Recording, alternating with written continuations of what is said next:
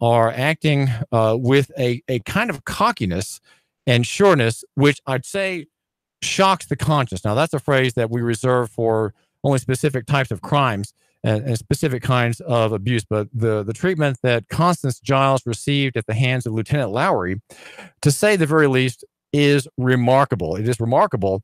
And we take notice of that because our theory is here on the David Tooley Show that you should love your neighbor and buy local, and that near is better than far, small than big, and simple than complex. And then in the footnotes, we have personal is better than corporate, and physical is better than abstract. These are, you might say, the fruits of Christianity. They're also the fruits, less strongly so, of constitutional Republican government, which I would like to claim hold of and try to revive as much as possible. Now, Constance Jiles has she quit smoking a cigarette yesterday when she was all full of nerves, and today she's feeling much better about stepping away for a few minutes. But she's stepping away for a few minutes to chat with me. Meanwhile, her daughters are being quizzed, I think just now, Constance, just now by one or two agents from the GBI, the Georgia Bureau of Investigation. What's happening right now, Constance? Where are you for this interrogation? Well, right now I'm sitting in the parking lot. I excluded myself from the building because I don't get good service inside. So I'm sitting in the parking lot of Fort Oglethorpe Police Department while my children, Kayla, Emily, and Tristan, and we're waiting on Logan Young to come present so he can give his statement to the GBI in regards to excessive force and unlawful treatment being done to me on July 15th. Well, tell my listener who's just hearing about this story now what briefly happened between you and Officer Lowry. You had called 911, a thing that of today is becoming more and more dangerous prospect. Calling 911, you might end up getting killed. You survived the call, but other things happened. What happened? Why did you call 911 July 15, Constance Jiles? I called 911 on July 15th due to the fact that there was two male intruders in my home. What I considered my home, yes, it was a garage, but it was connected to the house itself, which is still my dwelling, my castle. And they wouldn't leave. They said that they had a right to be there. They didn't acknowledge that there's a front door and a doorbell. So I called 911 to get their assistance. And it should not be dangerous to call 911. People should not fear for their life to call 911 to get assistance in any case. And if I have anything to do with this, well, this is going to change. It is going to change, not just for me and my family, but every single person. It is going to change. So anyway, the Lieutenant Lowry and her little deputy came down my steep hill and had the worst attitude. Lowry did. Very unprofessional, said, "What's the problem?" My son-in-law said, "What?" And she said, "Yeah, what's the problem?" To me, that's unlawful. You don't treat someone who has just had two intruders in a house full of girls, 7 to be exact, in your home that way. There's other ways of approaching the situation, and you'll get a lot more, you'll get a lot more results from that if you're just nice and give some type of respect. But Lowry doesn't know how to give anybody respect. Lowry thinks she's above the law. And so I went and I met the 17th with the district attorney's office, Jeff Silvers, as well as Christina, who is the assistant DA, over the charges against me, which were bogus, willful obstruction. And they, I guess, got in touch with the CID, which is the Criminal Investigation Department of Whitfield County, Jose, and Jose in return got in touch with the GBI out of Calhoun, Georgia, and now the GBI is involved because Jose stated to me yesterday during my interrogation and statement that he has found a total so far, and it's still ongoing, but a total so far of 7 accusations against this department, and including Lieutenant Lowry herself. Are these accusations which are open cases, or are these accusations, say, over the past 5 years, Constance? These are accusations that was on my statement that I did on the 17th as I left the DA's office. It is very strong allegations that my family and I are putting forth with this department. There is a lot of corruption going on within this department, and the GBI is here to investigate every single aspect of it. Well, now, there's one thing to say. Let me just back up just a second here. We're talking with Constance Jiles, and this is David Toulis. Two things. Number one is well, I guess one thing is corruption. Corruption is one thing when, say, it's bribery or stealing from people or having phony traffic stops to rob people of their cash. It's another thing to have violations of policy and disregard for constitutional rights. I mean, I would say that that's not necessarily corruption. What is your grievance, Constance? Well, I mean, I guess anybody can look at it either way. To me, I feel it is corruption because, number one, these officers are not being trained properly. Corruption to me is just, as you stated as well, you know, I mean, you don't have the legal documentation. It doesn't matter if someone calls 911 or not. You don't have the permission of a homeowner to set foot inside their house. You have laws that they have to abide by. And a lot of these officers, like I have stated many times, and I'll state it again, they are not above the law. They're not. We, the people, have rights. And it's sad that I have a recording from Clay Pangle arguing with me in the sheriff's department himself in the lobby, stating that at any given time they can go into one's home for whatever reason and do whatever they want to do, and that is false. He then goes back and says, well, look at the Fourth Amendment. I've looked at the Fourth Amendment, and guess what it says? You do not, under any circumstances, have a right to enter one's home unless you have the legal documentation. Right, there has to be a warrant. They're giving out. Go ahead. Go ahead. Sorry. No, go ahead. I'm listening. Say they're giving out false information. And the information is false. And what it does is anyone who hears that is just damaged and made more afraid. One is made afraid. Whoa, they can do whatever they want. Well, I guess I forgot about that. I knew something about the need for a warrant or probable cause for there to be a search or for there to be an emergency where, say, a fleeing felon has entered into your house to take cover. They have authority to chase after him in the heat of the moment, but otherwise there's simply no authority to enter any private property apart from permission or a warrant. Exactly. And us people, we the people, I can't stress this enough. We have rights. Do your homework, study the amendments, study the law. You don't have to have a college degree. These people keep telling me, oh, I've got 18 years in college degree of criminal justice. I've got 30-something years. That does not matter in this situation or any situation for that matter. It matters how well do you know the law, because all this college degree and education that these people have, they don't even know the law. They don't know the law. Well, there is a problem there.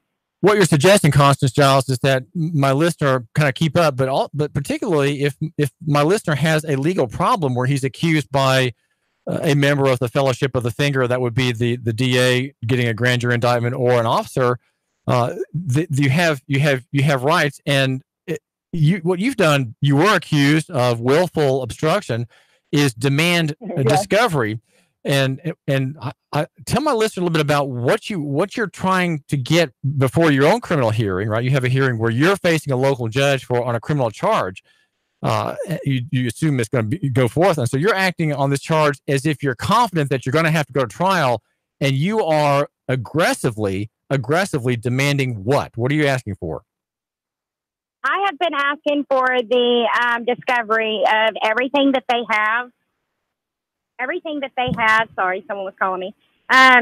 In regards to the allegations that they've brought forth to me, against me. I've been advised by the GBI that they don't have any evidence, which I already knew that. And I told him earlier today, before he took some of my kids back, you're not telling me anything that I don't already know. All they have is that piece of paper that Lowry printed out, which is bogus and which contradicts herself. Is that the police report?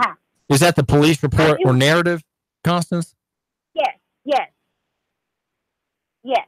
Right, and I want my listener to know that I have read that. It's you've published it on your Facebook page, and it's very clear in the sentence that leading up to the moment where she sort of turns on you and then says you're under arrest. There's nothing in the substance of her words that would indicate that you had committed a crime that was obstructing her in a lawful operation of her duties. That is correct. I didn't put my hands on her. All I did was exercise my right to not speak to her. I'm not, and that goes for anybody, and I've made that clear to the GBI and the CID. I'm not, and I don't have to talk to anybody if you're not going to show respect. There's no sense in not showing respect for people. I called for help, and I get thrown to the ground, and she lied and perched herself, stating that she used the leg sweep. She never touched me as far as my legs. Let me ask you, all of that on the video. Let me ask you, we have to be real careful about the words we use here on the radio station, but did Officer Lowry drop profanity like Chattanooga police often do? Did she use bad language, Constance? At any point in your arrest or seizure or caging? I don't believe. We were all really worked up, and it was happening so fast. I don't think she did. But we were told we didn't have any rights. Well, I'm glad the language of your arrest was clean and not abusive, though the actions perhaps were. Now, you're just to clarify for the listener, Constance, you have been very aggressive about getting what's called discovery. You're wanting to discover everything about you that they have before any presence or any appearance before a judge. And in that hearing, I think it's called a preliminary hearing, you're going to be making a plea of either guilty or not guilty. And so you wanted to have all the information that they had against you. Why? What was the reason for that? Because that way I can better understand what I'm being charged with, and I can make a honest and, to me, lawful plea before an honorable judge. I'm not going to go before a judge and my life's on the line in these bogus charges that they have against me, not knowing every aspect of evidence that they have. Yes, I have her statement, but again, it's bogus and it doesn't make a lot of sense to what she's stating in there. And what about video? Was there police video? I'm sorry? Was there police video or deputy video in your arrest? No. Their cameras... oh gosh, their cameras weren't working. Obviously. Okay. And we're talking here about the deputies of Scott Chitwood, the elected attorney of Whitfield County. So the cameras were not working. Were they not functioning or not? The button had not been pushed, Constance. They were not on. Okay, it wasn't on their bodies, period. And then whenever I was detained and put in the patrol car, Lowry started yelling at the deputy, asking him if this was being recorded, and he stated that he couldn't get his to work, but it wasn't even on their bodies. This is David Toulis, and we're brought to you by Nuganomics.com, and the number is 800-8949, 800-8949. We are hearing from a citizen of North Georgia, Whitfield County, Constance Jiles, mother of 6 daughters with 7 young women in the house, up to about 21 or so, from about 4 or 5. Is that right, Constance, to 21? And it goes from 21 down to 6. Okay, 21 down to 6. And what you haven't mentioned is that the officer threatened the 6-year-old with a taser, a laser beam on her body, and a taser, a threat of being tasered. And then she did that individually to each other child, threatening them individually, one by one. And so I think that's maybe why the GBI got into the picture, because there was this, as if it were a panic. The officer was in a room of people, into a room into which she had entered, and now that there were many of them on the couch and sitting around, that they were somehow a threat to her, and that whole attitude of, I'm extremely vulnerable and I'm very trigger happy, so watch out. Don't irritate me. I might accidentally fire my cattle prod at you. And so that now the other question I want to ask you, Constance Jiles, is this: you mentioned other cases. The GBI would not rouse itself to your defense if it were just your case. Are there other cases like this? You were sort of alluding to that earlier, and I didn't follow up on that question. Are there other cases in Whitfield County that you know about? There is, excuse me, there's other allegations from other people with Lowry using the same type of force on individuals. There's also a minor child that was the age of, I believe, 14 or 15 years old that I have a statement from, that the GBI wants to get their information so they can reach out to them as well. And this happened in 2016, where a minor child was thrown to the ground by Lowry and arrested. And the mother demanded that she unhandcuff her child, and Lowry told her no.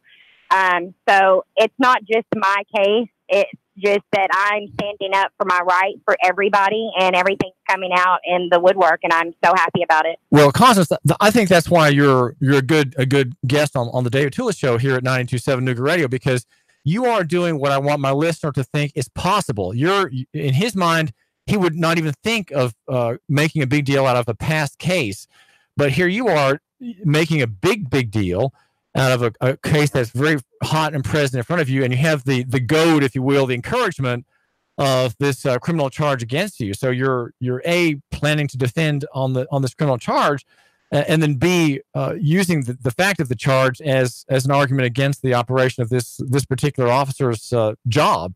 She's not handled her job very well, and she's using, almost as it were, the criminal charge to justify being rude and justify being tough. She's probably a very strong woman, wears her body armor very well. I'm sure she has many good characteristics, but she is a public figure. She is serving Scott Chitwood, the sheriff.